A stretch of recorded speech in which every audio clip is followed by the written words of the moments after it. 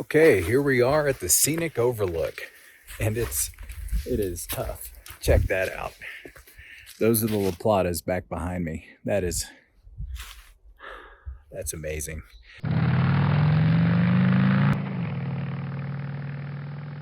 I was gonna wait till I got on dirt, but it's a really pretty drive, so I just thought I'd turn the old camera on. I'm going up a road. Heck, I don't know what the name of the road is, but it's heads up off of Highway 184 and goes up to Minka State Park, goes up to Transfer Campground, runs parallel with the La Platas, which is pretty awesome. Lots of trees.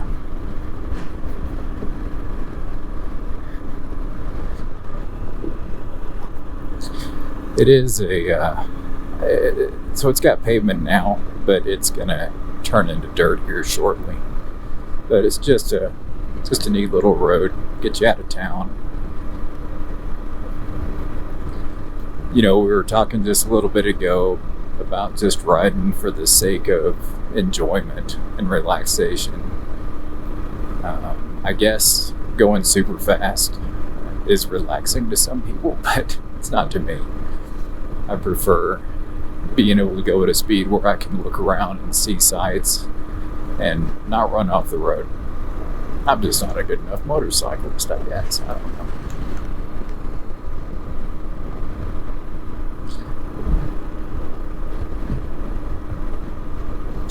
Putting along here, 40 miles an hour, 3,900 RPMs.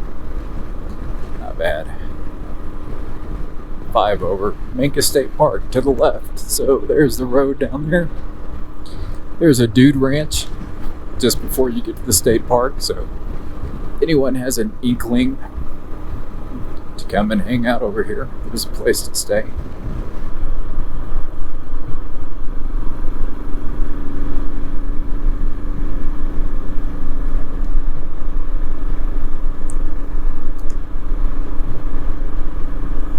Nice leisurely ride. A little too leisurely for me. Subaru's going on the slow side for me. 5 under. Again, not a speeder, but at least go the speed limit, please. And here we are. West Mancos Road is what this is called. And it is not Mancos, it's Mancos. So there's all the places. So Shark's Tooth Trailhead, Gold Run Trailhead, lots of really cool places. I've been to most of them. I actually rode the Honda up to Shark's Tooth Trailhead before, and then my wife and I hiked. She rode a little, what was it, a KLX 140 or something like that, a Kawasaki. Lots of great places to hike around here. And Shark's Tooth is highly recommended. You can drive most of the way, and then it's only like 2 miles up to the peak. So when we first moved here, this road was all gravel. A lot of things have gotten paved, which is nice.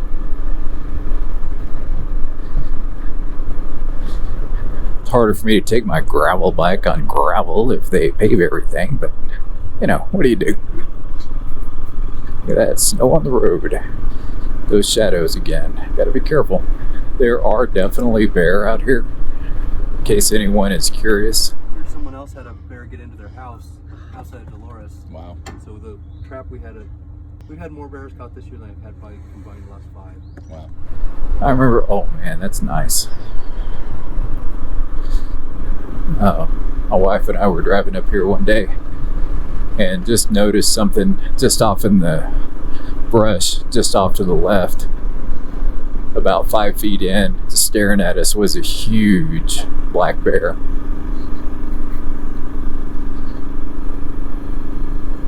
We stopped, looked at it, and drove off. Wasn't hurting anybody. So, Echo Basin to the right, you can see the sheer faces over there. That is Echo Basin. That's where I rode last week. and laid the bike down on the ice. None of that so far today, thankfully.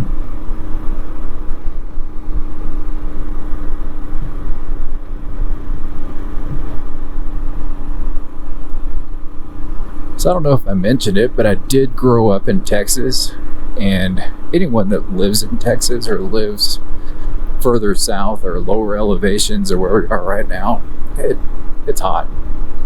And I moved up here for the air conditioning. So even in summer, when it gets warm down at the lower elevations in Colorado, all we got to do is just come up to places like this, get a little bit of elevation, and the air conditioner is on, especially at night. Some of the places we camp, it can be 75 to 80 during the daytime, but at night it'll get down to close to freezing. That's around 9 to 10,000 foot elevation. Just starting to peek through the trees on the right, you can see, I think that's Hesperus Mountain, and I think it's 13, so it's not quite a 14er, but it's the tallest mountain that we've got on this side of Durango. Engineer Pass is the closest 14er, if I'm right. I think I am. But part of that mountain, right around actually off to the left of where Hesperus Peak is where Shark's Tooth is. And it's just a really great hike. You got to do a bit of driving to get up there. It's often washboard, but you could walk it.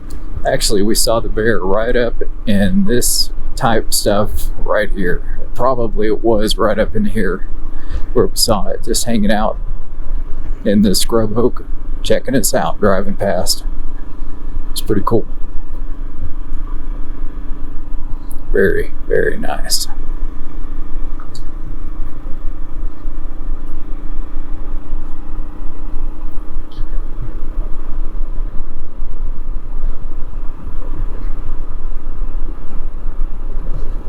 Putting along in third gear, almost 4,000 RPMs. Let's see.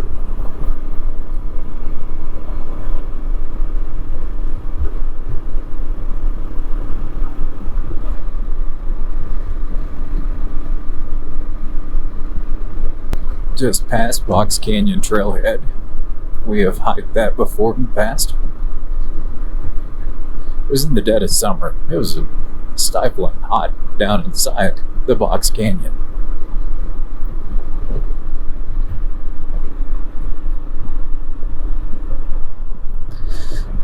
Let's see what we got here. No, not quite. Not quite.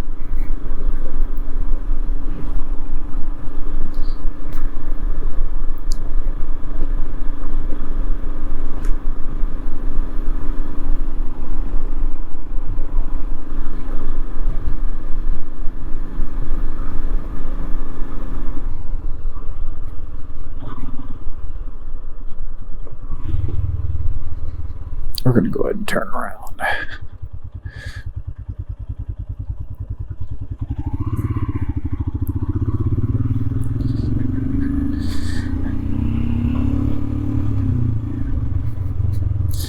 And we're going to go right up in here, hopefully. Maybe it's too muddy. Oh, there's some good rocks.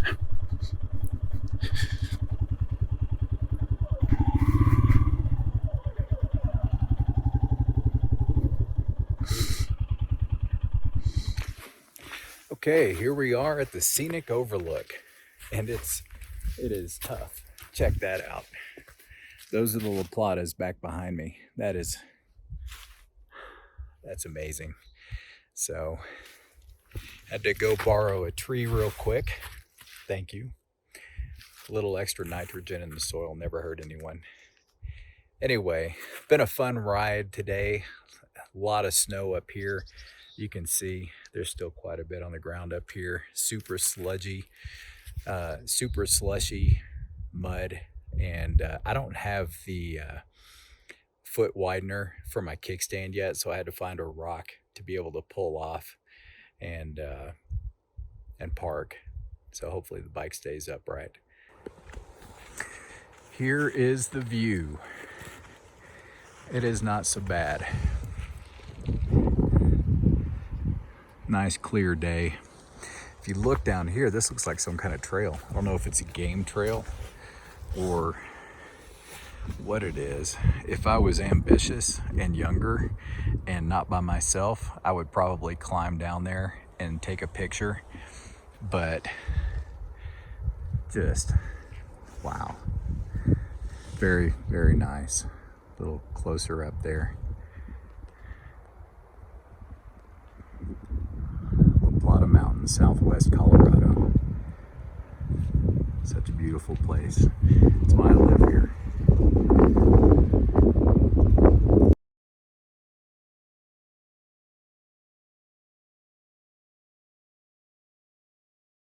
Anyway, we are going to hit the road, head back home, and hopefully I can do that without dropping the bike. That's the secret.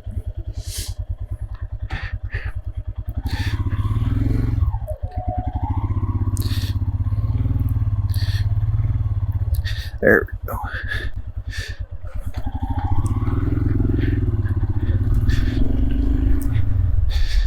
Go slow for a few feet. Get the mud off. All right, we are back on the road. Headed south. We are further north, well, than some places in the country. So when it's wintertime, the sun is in the south, the southern horizon anyway. That's what makes it cold, because it's not as direct. Anyway, very nice, relaxing little ride today. Sure appreciate everybody coming along and actually watching this video, having this experience with me. To reiterate, the reason I'm making these is, first of all, I like to have adventures. I want to have fun. I want to be able to experience all this kind of stuff. But more importantly, I just want to show everybody else what is out there. There's so many awesome things and places to explore. You know, I'm here in southwest Colorado, but all over the country. So the encouragement would be just figure out a way to do it. You know, none of us are getting any younger. I mean, this little Himalayan is $52.99 plus dealer fees, setup, docks, all that stuff. You can tell I used to be in the car business, right? A long time ago. But what a great little motorcycle. So this motorcycle is really just perfect for getting in and being able to experience all of this. And I want that for you guys, honestly. The more people out there that can experience the bigness and the beauty of the world, the better we all are. The less we look at each other and throw darts. Getting on a soapbox, I must stop that.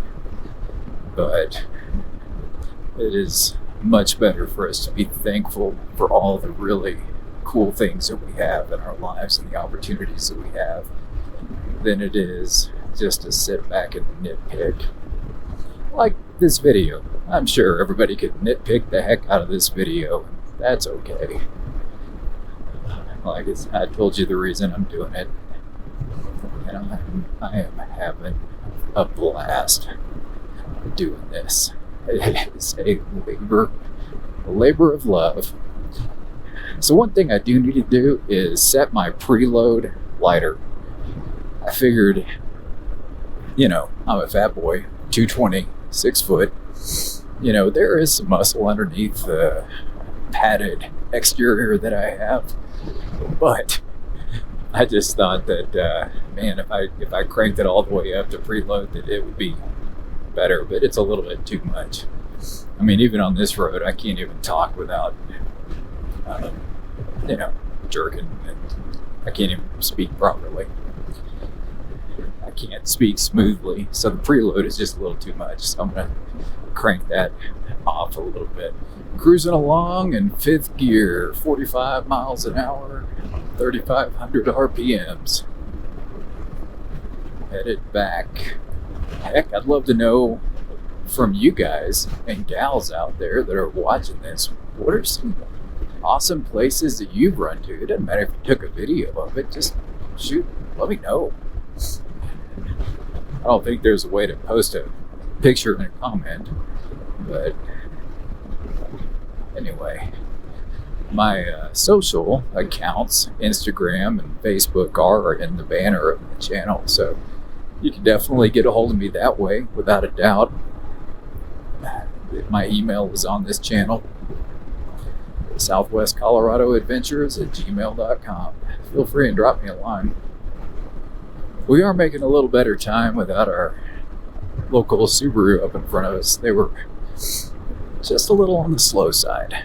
It's a snow patch.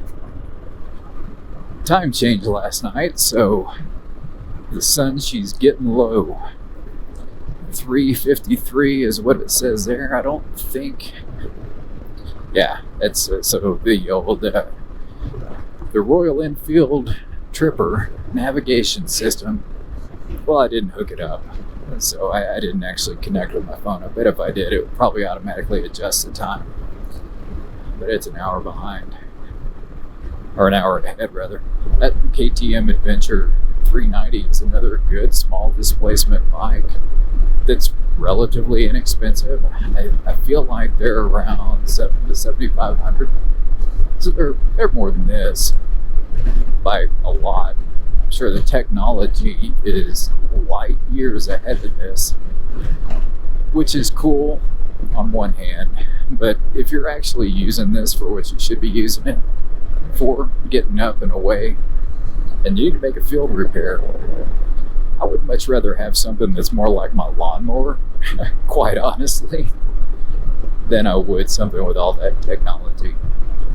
First car I bought was a 71 Mustang Mach 1 from my uncle, and it was an awesome car, but when you open the hood, you could actually reach down inside and work on the engine. There was enough space. It wasn't full of wires, ECUs, and whatever else is in it these days.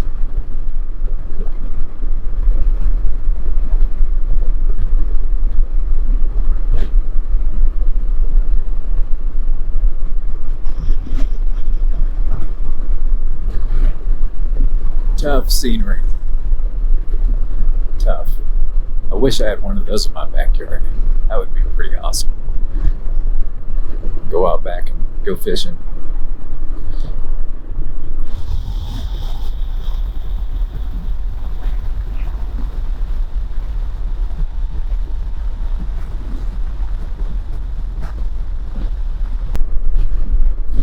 Never actually coasted on my bike before.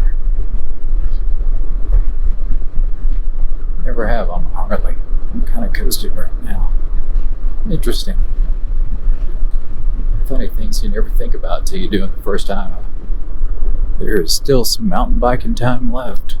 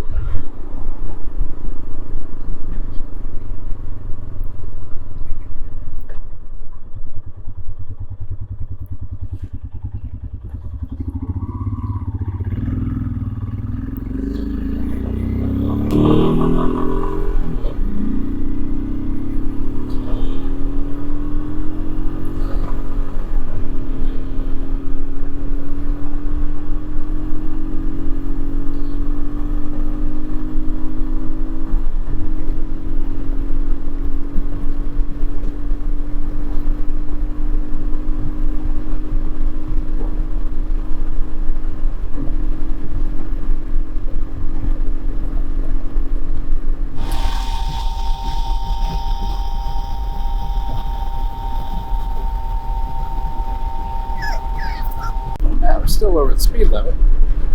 That's not so bad. we made progress. I feel like when I first got this thing, I wasn't even able to do that. So a few little upgrades that I have made have, they've made a difference. Didn't turn it into a rocket ship, but just a little extra oomph is all I needed.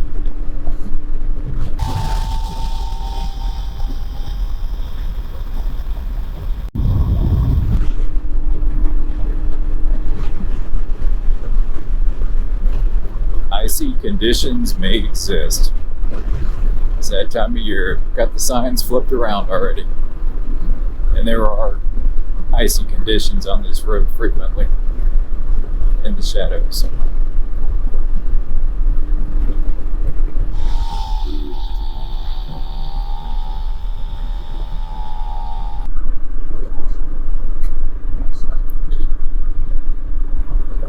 And here we are. First successful ride with no bike drop. How exciting is that? One step at a time, right?